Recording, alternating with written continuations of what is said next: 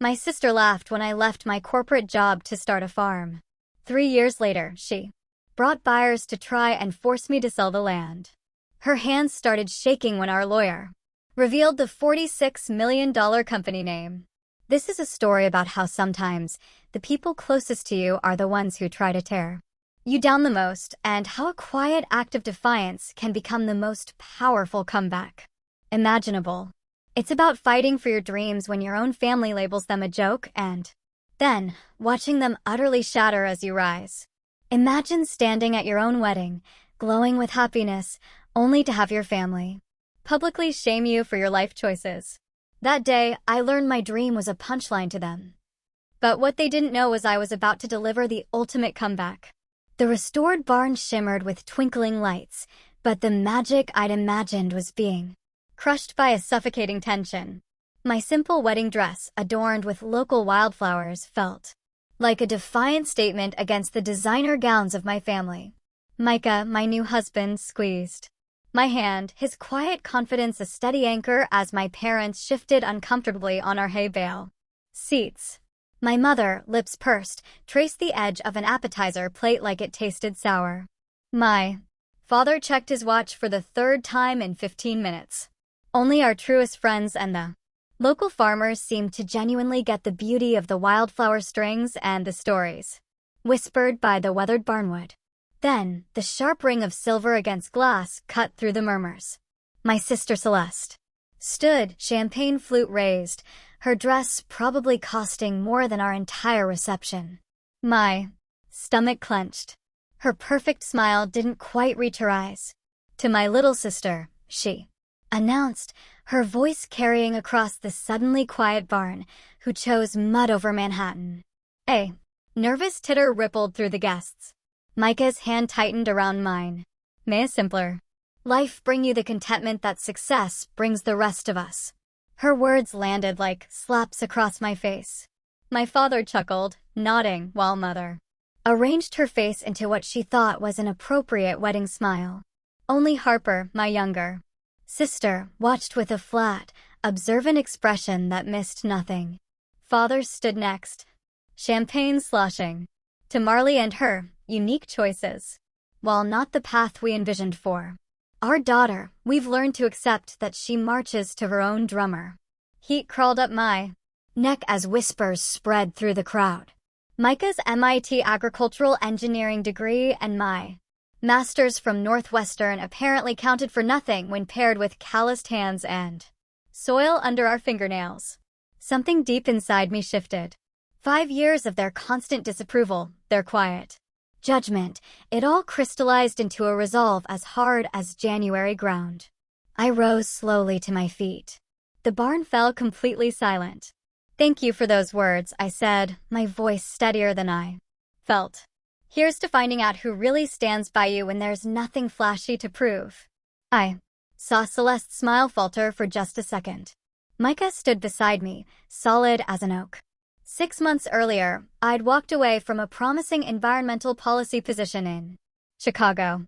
The memory of that family dinner flooded back, Mother's wine glass frozen halfway to her lips when I announced my decision to co-run an organic farm with Micah. It's just a phase, Father had dismissed, not even looking up from cutting his steak.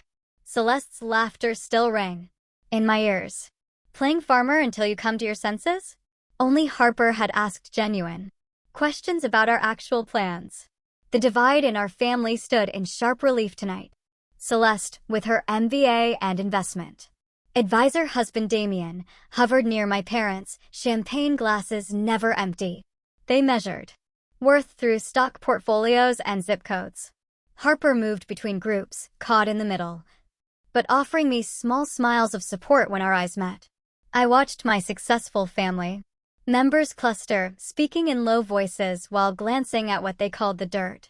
Farmers, Micah's college friends, now running sustainable agricultural projects across 3 states. When the band began our first dance, Micah pulled me close. His flannel suit felt more right against my skin than any designer tuxedo ever could. They'll never understand until we show them, I whispered against his shoulder. With actions, not words, he agreed, his voice low for Only me. His eyes, intelligent and steady, met mine.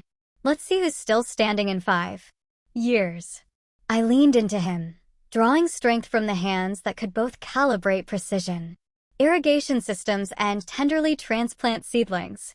The genuine joy of our farmer friends radiated, a stark contrast to my family's tight smiles and performative politeness. As we prepared to leave, traditional rice was replaced with a shower of wildflower seeds. My family stood back, unwilling to participate in anything so unconventional. But our true friends surrounded us, tossing the seeds that would bloom next spring into something beautiful and sustaining, just like us. 6 months later, the gravel crunched beneath our truck tires as we pulled into Celeste and Damien's vacation estate. Their sprawling Vermont property gleamed in the July sunshine, pristine landscaping, stone pathways, and a mansion that could swallow our farmhouse whole. I smoothed my simple linen dress, suddenly conscious of my calloused hands. "Ready?" Micah asked, squeezing my fingers. I nodded. As ready as facing the firing squad can be. We stepped from our mud-spattered truck, the peeling logo of Quinlan Organic Farms, contrasting sharply with the line of luxury vehicles. Celeste's children, Madison and Tyler, raced past without acknowledgement, absorbed in their latest model tablets, no doubt. "The farmers have arrived," Damien bellowed from the expansive patio, raising his glass. His voice carried across the manicured lawn where clusters of guests in summer finery sipped champagne. "Still playing in the dirt, Micah? Another year closer to bankruptcy." Several guests chuckled. My spine stiffened, but Micah only smiled, unruffled. "The dirt's treating us just fine," he replied, his MIT degree and engineering patents invisible beneath his simple button-down shirt and worn jeans. Celeste glided over, her sundress likely costing more than our monthly mortgage. "Marley, darling, how charming you look." Her eyes flicked dismissively over my handmade jewelry. "Very rustic." "Thanks," I answered simply, refusing to apologize for who we were. Mother appeared. Champagne flute balanced delicately. She air-kissed my cheek, then immediately turned to another guest. "You simply must see Celeste's new infinity pool, imported Italian tile." Her voice faded as she led them away, without asking a single question about our lives. At dinner, Father raised his glass to Celeste and Damien for hosting us in this magnificent home. "When are you two joining the real world?" He nodded toward us, smile not quite reaching his eyes. The question hung in the air like summer humidity. Conversations paused. "Actually, I said, my voice steadier than I felt, we've been profitable for 2 consecutive years now. Silverware stilled against China. We're supplying 12 upscale restaurants in Des Moines and Cedar Rapids," Micah added. "Our custom irrigation system cut costs by 30% this season." A brief silence fell over the table. Something flickered across Damien's face, surprise, concern. "Speaking of restaurants," he said, too loudly, "did anyone try that new French place downtown?" And just like that, our success evaporated from the conversation like morning dew. Later, near the rose garden, Harper pulled me aside. Her voice dropped to a whisper. "Something's wrong with Damien's firm. They've canceled 3 family vacations, and Celeste hasn't mentioned a promotion in months." I frowned. That doesn't sound like Celeste. "I know. And last week, I overheard Dad and Damien arguing about guarantees and recovery." It sounded serious. Before I could respond, Harper continued. "There's more. Remember that restaurant chain that suddenly backed out of your supply contract?" My stomach twisted. "Damien discouraged them. Told them your farm was unreliable." Anger flared hot in my chest. "They've been actively working against us." "Look," Harper pointed discreetly. Across the lawn, Celeste stood near our truck. Phone raised, photographing our farm logo. My phone buzzed, a text from Chef Laurent. * need to double your heirloom tomato order next week. Best I've found. * Harper slipped a business card into my hand. "My friend Marcus." Financial advisor. You might need this. I tucked it into my pocket, questions forming. The patio doors swung open as a man carrying a dessert tray stepped out, Chef Antoine from one of Burlington's finest restaurants. Marley, he called. The woman behind those magnificent strawberries. Everyone, you must try her produce. Life-changing. Heads turned. Celeste's smile froze. Micah watched quietly from beside the fire pit, a slight curve to his lips as he observed the shifting dynamics. During dessert, I cleared my throat. We have some news. Midwest Farming Today is featuring our irrigation system next month. Mother blinked, interest flickering across her face for the first time. A magazine? What sort of circulation does it have? About 200,000 readers, Micah answered. Plus, we've been selected for a USDA research program. Celeste offered congratulations, checking her phone nervously. Conversation shifted. Guests began asking questions about our farm with genuine curiosity.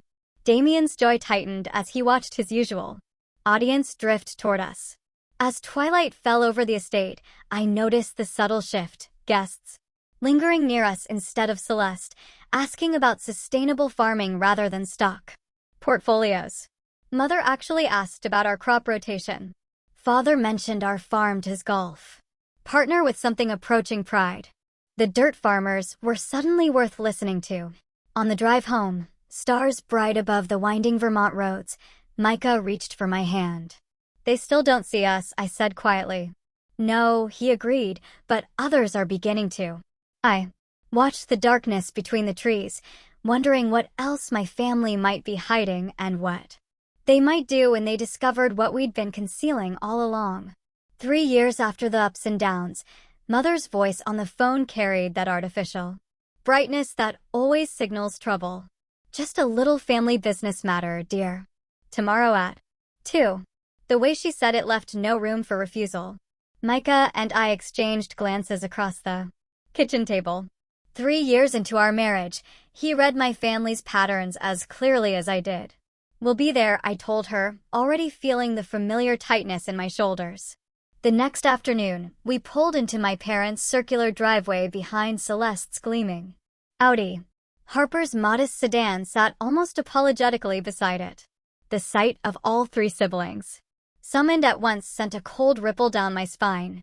Whatever this is, we face it together, Micah said, his hand warm against mine. Inside, the living room had been transformed into something resembling a corporate boardroom. The coffee table sported neat stacks of documents. Father sat at the head, his normally domineering posture diminished. Mother fluttered around, offering coffee with the desperate cheer of someone avoiding collapse. Celeste sat straight-backed beside Damien, who wore his investment advisor expression serious, with a manufactured undercurrent of compassion. Only Harper looked genuinely uncomfortable, perched on the edge of her chair like she might bolt. So glad you could join us, Father said without rising. The words lacked their usual condescension. Something was very wrong. Damien cleared his throat, adjusting his tie. We've called this meeting to discuss some family financial restructuring. He slid a folder forward with manicured fingers. Unfortunately, several key investments have experienced temporary liquidity issues. Mother sank into the sofa, dabbing at the corner of her eye. We might lose the lake house, she whispered. I noticed Celeste's designer purse partially tucked beneath her chair, but the diamond on her left hand was conspicuously absent. Her knuckles whitened as she folded her hands in her lap. What exactly does this have to do with us? Micah asked, his voice calm but direct. Father's face tightened. We need to consolidate family assets. Damien pulled out a property assessment with our farm address emblazoned across the top. We've had your land valued at $380,000. He slid the paper toward us like he was offering a generous gift. The paperwork is ready to sign. Celeste leaned forward. This is about family. Supporting family, Marley. Her practiced speech sounded rehearsed. When one of us struggles, we all pitch in. What happened to your investments? Micah asked, not touching the document. Father and Damien exchanged glances. Market volatility, Damien offered vaguely. Specifically? Micah pressed. If you must know, Father said with sudden sharpness, our retirement portfolio was leveraged in a short position against an agricultural technology company that unexpectedly soared. The irony landed with a dull thud in my stomach.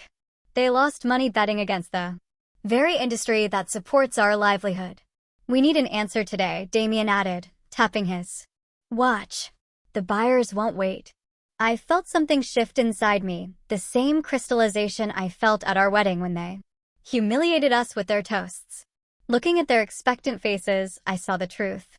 They never expected refusal. In their minds, my farm had always been disposable, a hobby to be abandoned when real life called. We'll need 48 hours to consider our options, I said, my voice steadier than I felt. 5 faces registered various stages of shock. Damien's mouth actually dropped open. 48 hours? Father repeated like I'd suggested something outrageous. Your mother hasn't slept in weeks over this. Mother nodded on cue, pressing a tissue to her mouth. 2 days, Micah confirmed, standing. We'll call you when we've decided. The drive home passed in tense silence. The moment we pulled into our driveway, the phone rang. Our neighbor Frank's voice crackled through the line. Heard some city folks asking about your acreage. Everything okay over there? Before I could respond, another call beeped. Through, Teresa from the Agricultural Extension Office, just checking in after hearing rumors. Then Chef Anthony from Harvest Table Restaurant called to confirm we're still supplying his kitchen next season. The contrast hit me like cold water. My blood family expected us to surrender our dream at their convenience, while the community we've built rallied at the first hint of trouble. After dinner, Micah took my hand. There's something I need to show you. He led me to the small office at the back of our barn. From the bottom drawer of the filing cabinet, one I'd never seen opened, he removed a key and unlocked a hidden compartment beneath. I've been waiting for the right moment, he said, pulling out a leather portfolio. Inside, I found his MIT diplomas, not copies, but the originals, carefully preserved. Beneath them lay patent certificates, dozens of them, bearing his name. I don't understand, I whispered. I wanted to see how they'd treat us. When they thought we had nothing, he said quietly. He opened a sleek laptop I'd never seen and entered a complex password. The screen filled with the logo for Verdant Edge Solutions. You founded this. My hands trembled as I scrolled through pages of financial reports. 5 years ago. Current valuation, $46 million. We have 28 active patents for precision irrigation systems and soil analytics software being used across 9 states. His voice remained even, but his eyes watched me carefully. Last month, we received a USDA grant for $3 million to test drought-resistant crops. Tears filled my eyes as understanding dawned. You knew they'd never see our worth unless we proved it with money. Micah took my hands, calluses against calluses. I grew up poor, Marley. I know how people like your family think. Worth is measured in dollars, not character. Pain flickered across his face. I wanted to be sure who they really were before revealing what we've built. The tears spilled over. Not from sadness, but from the stunning clarity of this moment. What do we do now? I asked. We stand our ground together. His certainty steadied me. We worked late into the night. Micah called Leonard, our attorney, while I organized documentation of every loan we'd repaid to my parents, always with interest, always on time. We prepared federal protection paperwork for our research fields. With each document, my wavering resolve hardened, especially after finding evidence of Damien's calls to our restaurant clients, subtly questioning our reliability. Just before midnight, my phone buzzed with Celeste's number. We're coming 2 days later with the buyers, she announced without preamble. Be ready to sign by noon.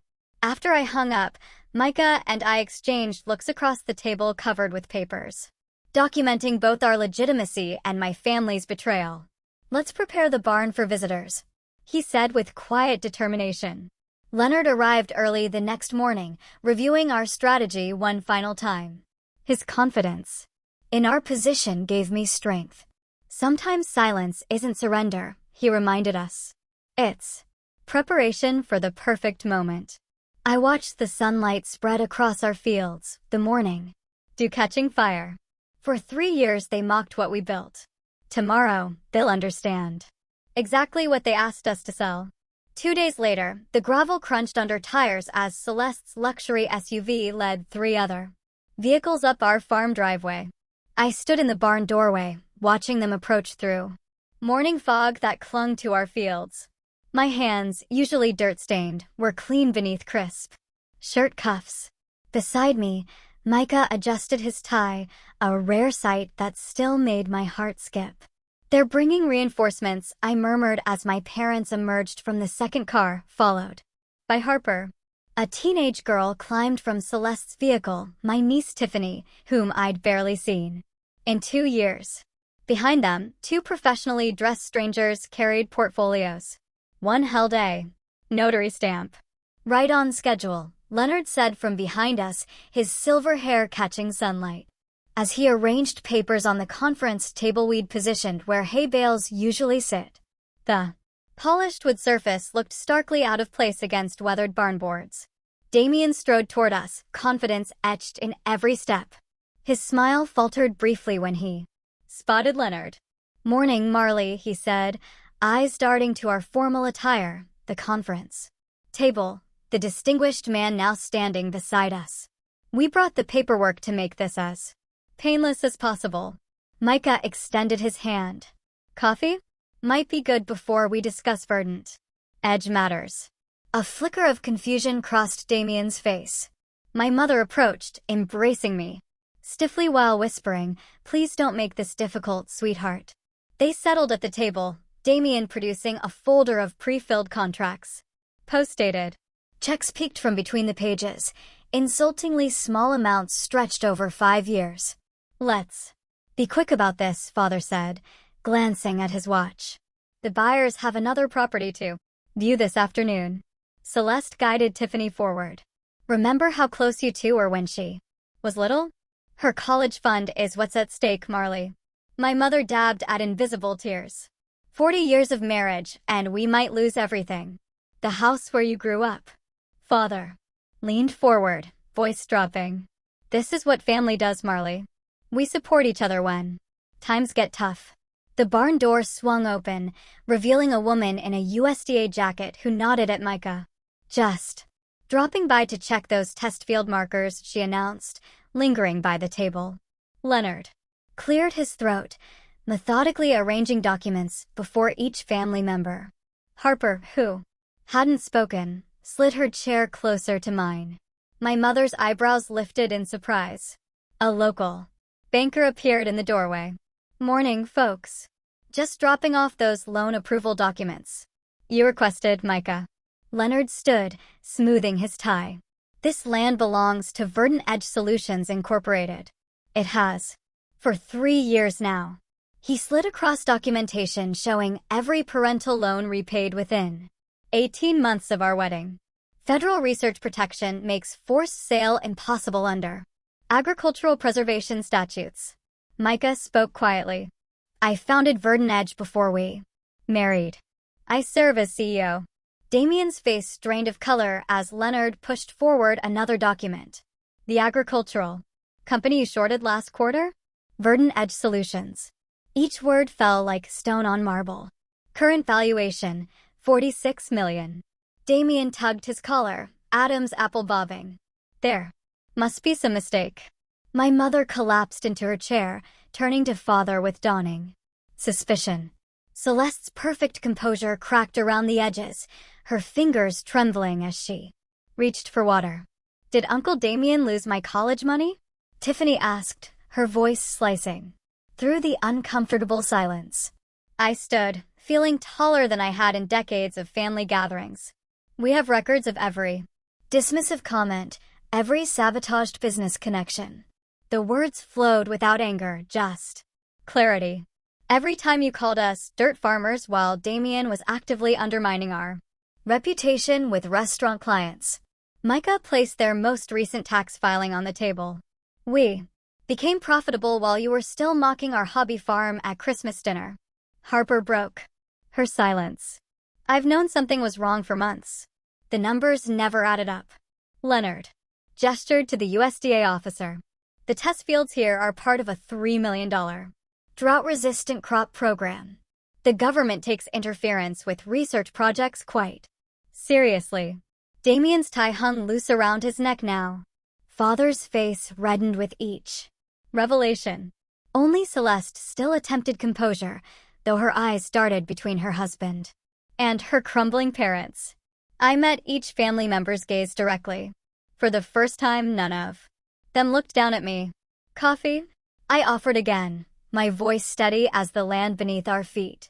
Half an hour later, I stood at the head of the conference table, watching Celeste regain her composure after the initial shock. Her designer blouse showed a small coffee stain, the first imperfection I'd seen on her in years. Remember when we used to pick berries at Grandma's farm? Celeste's voice shifted to a nostalgic softness I hadn't heard since childhood. We were a team. Then, Marley, we can be again. Mother dabbed at her eyes with a monogrammed handkerchief. My blood pressure has been so high the doctor wanted to hospitalize me last week. The stress is killing me. Her voice caught. Is that what you want? Father straightened his shoulders, his silver hair catching the light from the barn windows. I always saw potential in you, Marley. Why? Do you think we paid for Northwestern? We invested in you. Damien slid forward a folder with glossy presentation pages. We can structure a family partnership. Your land provides the collateral, we handle the financial aspects. Everyone wins. The pressure built as they escalated their tactics. Celeste pulled Tiffany forward, her hand on the teenager's shoulder. Your niece's future is at stake, Celeste said, her voice breaking. Perfectly on cue. Her college fund, everything we planned for her. The Grangers have never faced public humiliation, Father added. 3 generations of respect in this community, gone. Because you refused to help your own blood. Mother rose shakily. If you let this happen, you will never be welcome in my home again. Father leaned forward, voice dropping to a harsh whisper. After all we sacrificed for you, your education, your first car, everything you are, comes from what we gave you. I felt Micah's steady presence beside me but didn't look his way. Instead, I walked slowly around the table, touching each piece of evidence we'd arranged. This folder contains every dismissive comment made at holiday gatherings for the past 5 years. I tapped a thick blue binder. Thanksgiving 2022, Dad, you told your golf friends I was wasting my education playing in dirt. I moved to the next document. These are the transcripts of calls Damien made to Red Oak Restaurant, Harvest Table, and Prairie Kitchen, telling them our farm was unreliable and too small to fulfill contracts. My finger traced down to printed emails. These are messages, Celeste, sent to our mutual friends from college, calling our operation a hobby farm and warning them not to invest in our cute little project. Leonard cleared his throat and stood, adjusting his bow tie. Mr. Granger, Mrs. Granger, I need to make the financial reality clear. Mr. Damien Granger has engaged in financial misconduct, resulting in the loss of approximately $2.2 million across 17 retirement accounts, including yours. The color drained from Mother's face as Leonard continued. There is a pending SEC investigation that Mr. Granger has not disclosed to this family. He slid forward. Official-looking documents. Meanwhile, Verdant Edge Solutions has received 3 acquisition offers in the past month alone. The lowest would make Mr. and Mrs. Quinlan multimillionaires. I felt a strange calm settle over me as I finally spoke my full truth. Family doesn't show up only when it's convenient, I said, meeting each of their eyes in turn. You don't ask someone to destroy their life for mistakes you mocked them for avoiding. I picked up a jar of soil from our first harvest. The dirt you laughed at? It's now worth more than all your investments combined. Father started to speak, but I raised my hand. For once, he fell silent. There will Be no financial bailout, no land sale. My voice remained steady. Instead, I have contact information for 3 financial counselors who specialize in recovery from investment fraud. I placed a business card on the table. I also have the name of a family therapist. Before any further relationship with me, you'll need to complete 6 sessions. I looked directly at Celeste. Tiffany's future was your responsibility, not mine. You chose luxury vacations and status symbols while Micah and I reinvested everything into building something sustainable. Father slammed his fist down, his face flushing dark red. You ungrateful little, after everything we've done for you, who do you think you are? Mother collapsed into genuine tears, not the theatrical kind she normally produced.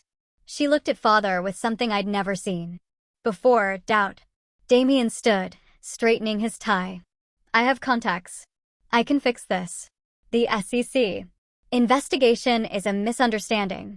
Celeste stared at me, her perfect mask cracking completely, as she finally understood what her years of mockery had cost her. The dynamic shifted as Harper rose from her chair and walked deliberately to stand beside me. I want to learn, she said simply, about the farm, about building something real. Tiffany looked up from her phone for the first time. Could I maybe work here sometimes?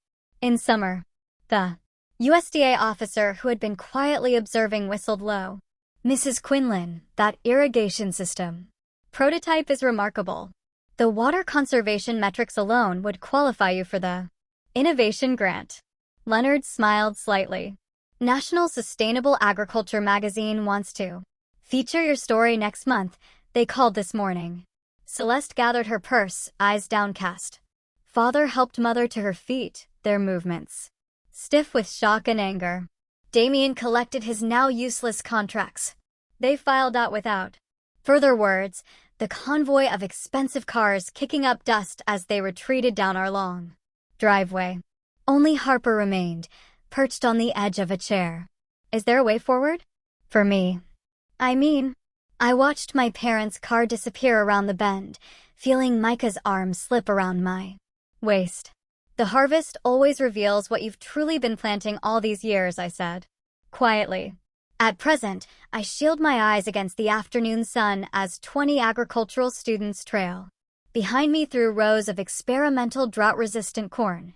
6 months since the confrontation with my family, and our farm has transformed into something beyond even my wildest dreams.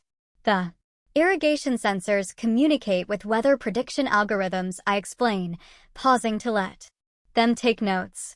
Reducing water usage by 43% while increasing yield by nearly 17%. A young woman with determined eyes raises her hand. My father says, sustainable farming is just liberal propaganda that can't feed real Americans. The words strike a familiar chord. Rachel, right? When she nods, I recognize the look, that hungry hope beneath defensive armor. My family said similar things. Now we're feeding more Americans than their investment portfolios ever did. Behind the students, the contrast tells our story better than words could. Our weathered historic barn, the one my family mocked during our wedding, now stands beside a gleaming laboratory facility with floor-to-ceiling windows. Inside, Micah guides visiting scientists through diagrams of our patented irrigation systems. Later that evening, the barn glows with the same twinkling lights from our wedding day, but everything else has changed. Instead of my family's tight smiles and forced politeness, genuine celebration fills the space. Local farmers who supported us from the beginning raise glasses, alongside restaurant owners who built their farm-to-table menus around our produce. To growing. What matters, I say, my voice steady as I address the gathering, no trembling hands, no heat crawling up my neck. The confident woman speaking barely resembles the bride who endured her sister's cutting toast years ago. Harper appears at my side, bumping my shoulder affectionately. Her weekend visits to help with farmers markets have become a welcome constant. I'm sorry, she says softly, not for the first time, for staying quiet all those years. You're here now, I remind her, watching her Eyes light up as she describes her fledgling garden design business. My guidance has helped, but the passion is all hers. The conversation shifts when our county supervisor approaches with a plaque recognizing our innovation in agricultural technology.